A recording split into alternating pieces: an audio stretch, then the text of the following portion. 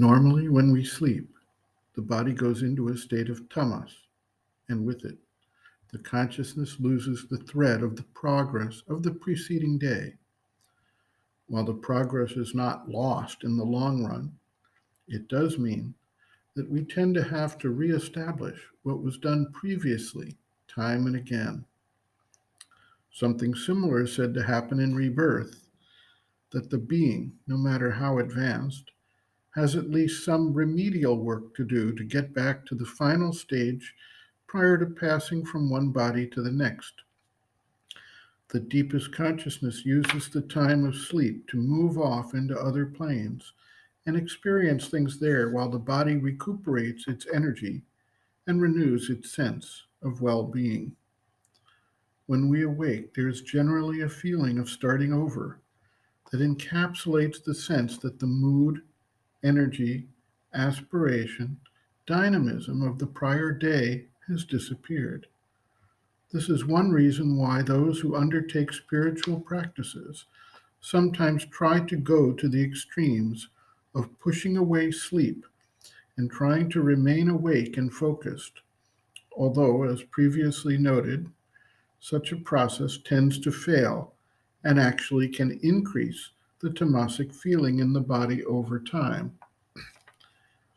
It is possible to establish a yogic discipline of preparation for sleep and remaining fixed in the aspiration to eventually find ways to overcome this slipping back and even turn sleep into a state of yogic progress. Sri Aurobindo observes, quote, "The consciousness in the night almost always descends below the level of what one has gained by sadhana in the waking consciousness, unless there are special experiences of an uplifting character in the time of sleep, or unless the yogic consciousness acquired is so strong in the physical itself as to counteract the pull of the subconscious inertia.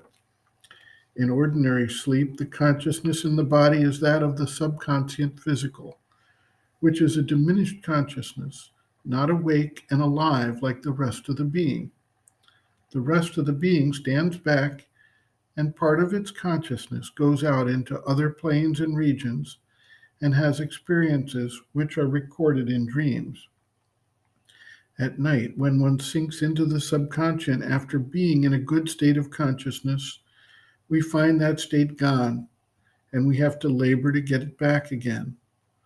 On the other hand, if the sleep is of the better kind, one may wake up in a good condition. Of course, it is better to be conscious in sleep if one can." End quote. Reference, Sri Aurobindo, Integral Yoga, Sri Aurobindo's Teaching and Method of Practice, Chapter 10, Difficulties in Transforming the Nature, Sleep, pages 311 to 314.